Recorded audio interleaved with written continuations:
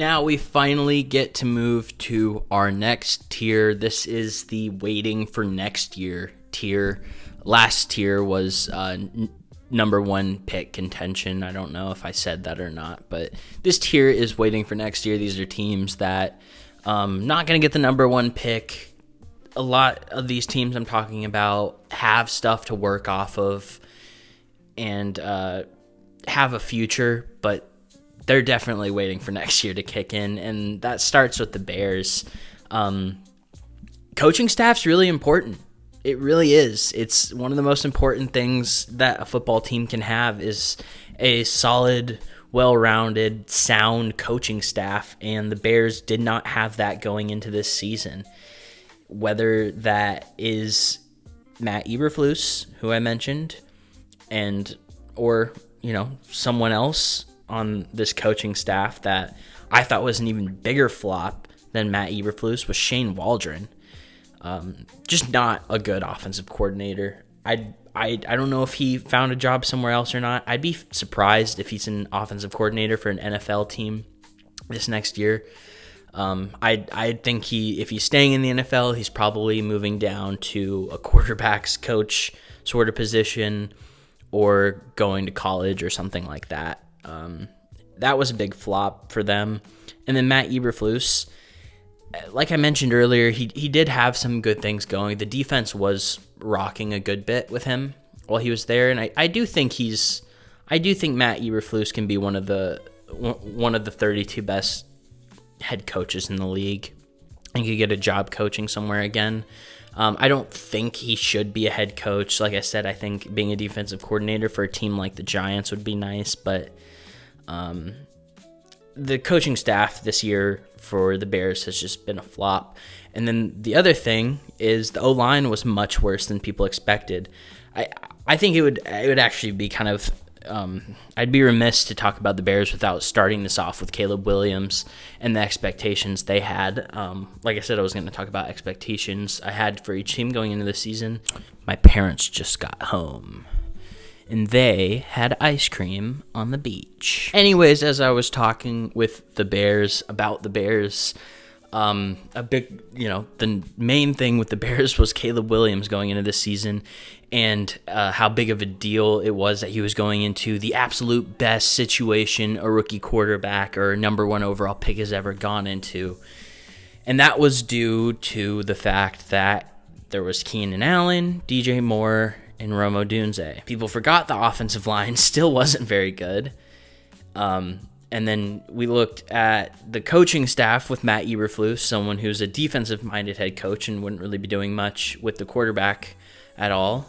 So who is it that's in control of his development and game plan? Shane Waldron. So I started the Bears conversation off with saying coaching staff is really important. So I'm not going to sit here and lie and say I saw this all coming, but I also wasn't one of those people saying Bears are for sure going to the playoffs, 10, 11 win team or whatever. I thought they were going to miss the playoffs, but this just dives deeper into the point of how important a coaching staff is. You cannot be in the best situation for a rookie quarterback if your coaching staff is as bad as this one was. And then again, not to mention the offensive line has been bad this year. When you do look at this receiving core, whether, coming from Cole Kmet to DJ Moore, Keenan Allen, Rome Odunze, like I mentioned, on paper, you've got a lot of really big names and good pieces. But when you have a offensive coordinator like Shane Waldron, who refuses to get the ball to DJ Moore in any way, forces the ball to Keenan Allen, who's clearly well out of his prime, clearly shouldn't be getting the ball as much as he was, and Rome Odunze, who as good of a rookie receiver he was coming out, is a rookie and had a rough start to the year. So the situation isn't nearly as good as we thought it was going to be. This isn't the story of Caleb Williams being a generational bust. This is the story of a team that has consistently failed taking a quarterback and kind of sticking him in a similar situation that we see often with teams that are able to take quarterbacks with a number one pick. And, their pick that they had last season that was owed to them was the number 9 pick. So they're really a top 10 worst team last season. Not one. They traded for the one. But I think we learned along this season that this isn't the best situation. I don't think the storyline and what we learned was that Caleb Williams failed despite having one of the best situations a number one pick could have. The storyline we learned is that the situation was completely lied to, or at least we just didn't see through the fog and see that you have a head coach that's proven basically nothing, a head coach that is a defensive-minded guy and clearly doesn't know his way around offensive game planning and controlling an offense and developing a young quarterback.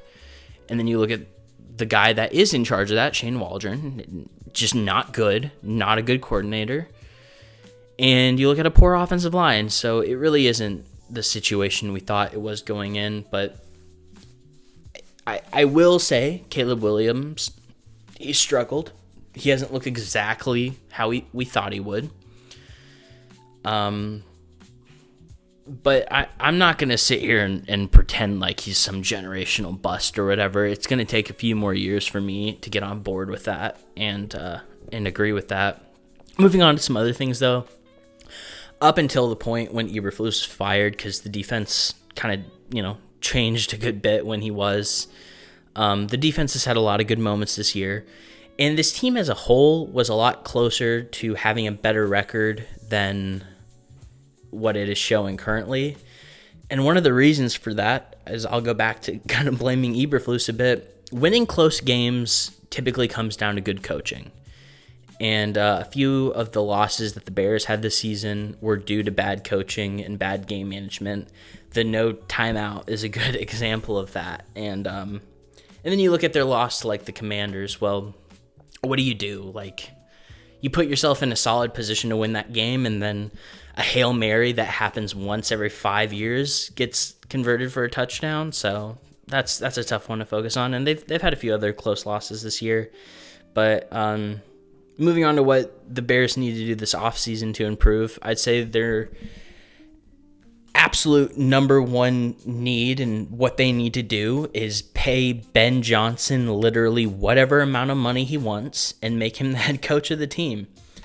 I think that probably does stick them in the playoffs next season if they get Ben Johnson. Now, the Bears apparently had the opportunity to get Ben Johnson last season and didn't take advantage of it and wanted to roll with Eberflus again, which makes enough sense. They only had Eberflus for a year, and they were going to give him another year with Caleb Williams coming in as a rookie, see what could happen. So it wasn't the worst decision in the world, but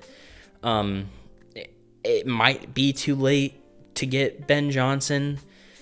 I doubt it is, because money talks, and the Bears should have some money and should be able to say, hey, dude, do you want to be the highest paid coach in the NFL and get to work with Caleb Williams and Rome Odunze and have a defense that's already pretty well established? There's a few pieces missing. We'll address that, but do you want that? Because I think Ben Johnson would take that. So that, to me, is the number one thing they could do, is bring Ben Johnson in, and that alone is going to put them in the playoffs. But moving to some of the specific things, I think you move on from Keenan Allen. This receiving core should be DJ Moore and Rome Odunze. And I forgot to mention earlier, Cole Kmet had a really good season, or has had a really good season. At this point now, with how much the Bears have struggled, his season hasn't looked as good, but he said that Cole Kmet's had a lot of breakout moments, and he's a really good tight end, so that's a good thing for them. But back to some of the things they needed to do in the offseason, get some defensive tackles, fill in those trenches on both sides of the ball, defensive line and offensive line, especially guards, because Ryan Poles just doesn't care about drafting the guard position at all, even though it's one of the more important positions on the offensive line. This league tried to move so heavily to the flashy outside stuff with receivers and giant arm quarterbacks and offensive tackles and edge rushers. And the game is really won. The game of football is realistically won with your guards and your interior nose tackles And obviously you need all the other stuff. I'm not saying that, to be a Super Bowl caliber team, the only thing you need is to have a really good pair of guards and a really good defensive tackle. That's not what I'm saying, but the league just tried to move so hardcore into having all the flashy stuff that these teams that aren't addressing positions like offensive guard are really struggling. That's what I'll say about that. And let's move on to our next team.